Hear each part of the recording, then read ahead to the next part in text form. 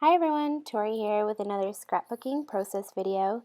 This one is called Star, and I'm scrapbooking this layout of Bridget, or it's a picture of my friend Bridget, who also happens to be my assistant, which, okay, let me just say that I am only 26. I just turned 26. And the thought of me having an assistant is like horribly embarrassing because I'm not that kind of person. Like, I'm not the kind of person who would like have an assistant and feel good about it. I don't know. I'm just not like that. So um I was I had a lot of work to do at work, and I was feeling overwhelmed, and I think they noticed it, and there was just so much for me to do. So um it was suggested that we hire me an assistant, and um, I just, I was super thankful for it because I really needed an assistant. I really needed somebody to help because I just had so much work to do. But the thought of having an assistant is just like, every time I say it, I get like all, like I blush and I'm just embarrassed by the fact that I have an assistant.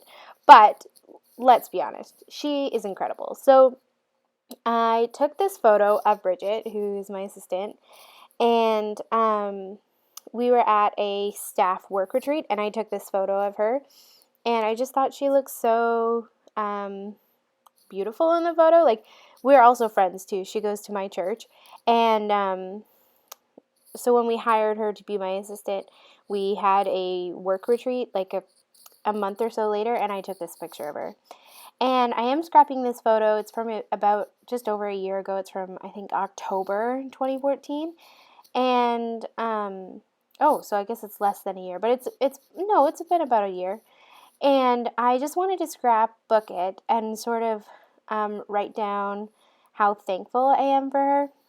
Like, okay, even though I'm like completely embarrassed by the fact that I have an assistant, she is incredible. Like, amazing. And I am so incredibly thankful for her, and I don't know what I would do without her. So I just wanted to make a page about her and how thankful I am for her and just document it. And I thought this photo that I had snapped of her at our work retreat in October last year would be perfect for this layout. So just a little bit about what I'm doing here. I am using the Studio Calico Carolina Moon, and that gray paper with the circles on it that I'm using, I think it's called Creamsicle because the other side is orange. And I'm also using this star paper, which I can't remember where I got that, which you saw me use a piece of that. I haven't put it on yet. But basically what I'm doing on this layout is I had ripped off part of the top of this gray paper to use on another layout, so it was too small. So I decided to keep the yellow branding strip on the bottom of the paper because I like the yellow and the gray together, and that's what that little strip that you're seeing at the bottom.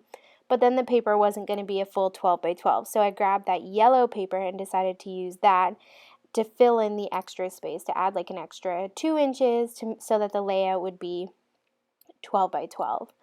So that's what you saw me trying to measure and make sure it's right. And I'm horrible at math, so it took me a while to figure it out, but well, I did. And so I decided I wanted to do some hand stitching on this layout. I am taking a class over on Craftsy by Paige Evans, which is an amazing class. It's called Pattern Paper Play.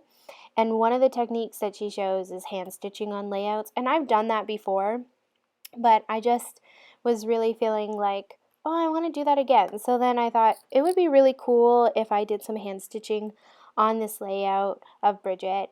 And one of the Studio Calico kits that I got this month came with these plastic stars. And I thought, oh, I could use those as a template for the stitching that I'm going to do on this layout. So I tape it down lightly with some washi tape, and then I just use a poker tool, just poke holes at the points of the star, and I do the inside and the outside. And then I'm going to use some gray thread to just stitch around that, do some hand stitching. And I struggled forever to get it on the needle. I don't know what was wrong with me. Apparently when you turn 26 you can no longer see. So I'm just going to do a simple back stitch, and to adhere it I use just some washi tape on the back, and I will skip ahead because I know you don't necessarily want to watch me do all the stitching, but that's basically what I do. And I did both the inside and the outside with that gray, and I just love that it adds like a little bit of dimension to the back. But I also decided that I wanted some more stars, so I decided to use a different color gray, or it's sort of like an off, I don't know, maybe more of a off-white color, and I'm going to do some stars in a different color as well, just so that there's different layers on the background. And I was just again showing you how I was placing it and how I used the pokey tool to decide. But I basically used those stars that came in the kit as the template for the in and the outside of the star, and just used the pokey tool to get the holes in the right place. And then once I have those all laid down where I want them, then I go back and add the stitching, which I do off screen because I didn't want to make you wait. But there you go. You can see all of the beautiful stars in the background, and it's subtle, but it just adds such a really nice added layer of dimension to the page. So back to that top piece that I'm going to add, just so that the layout is 12 by 12. I use some score tape to just put that down on the edge, and then I'm going to line it up on my new We Are Memory Keeper grid mat. It's glass, to make sure that I get it in the right place. And I purchased this new grid mat because it was glass, because I got my fuse tool, and I did do a process video about that if you're wondering. But I couldn't use my new fuse tool on the pink mat I had before, so I'm now using this glass one, and I'll probably just use that from now on because I don't like changing what's on my desk that often. I like to keep it in the same place over and over. And in case you're wondering, the little jar or the little plate that's on the right hand side of the screen there is a piece of pottery that a friend made. A friend who attends one of my Bible studies made for me, which is super sweet. She glazed it and made it and everything.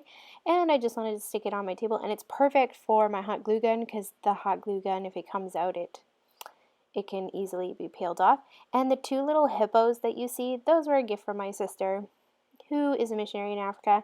My parents just went to visit her, and when they came back with these two like hand-carved and hand-painted hippos that she had sent for me, and it's just so sweet. So I wanted to leave those on a desk as a little reminder of her as a scrapbook.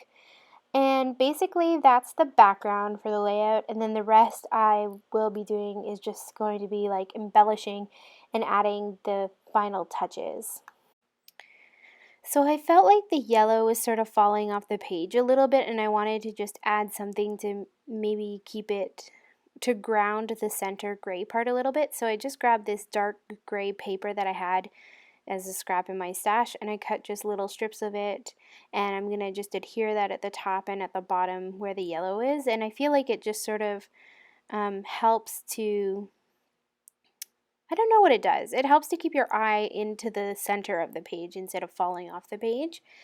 And my paper trimmer was getting dull, so it created a lot of like fuzz on the side of the line. So I just used a nail file to just file that off.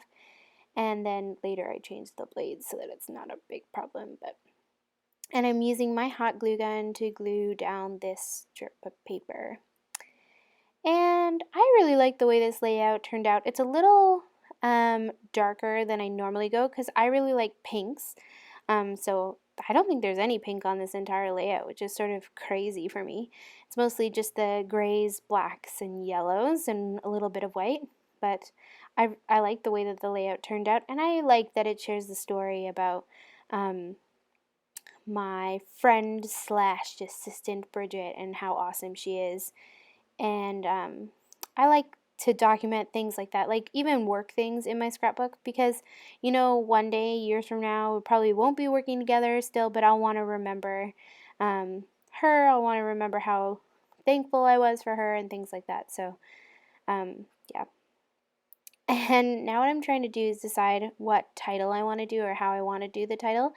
And I thought about using these chipboard alphas that came in one of the kits this month of Carolina Moon from Studio Calico. And I really like these black ones.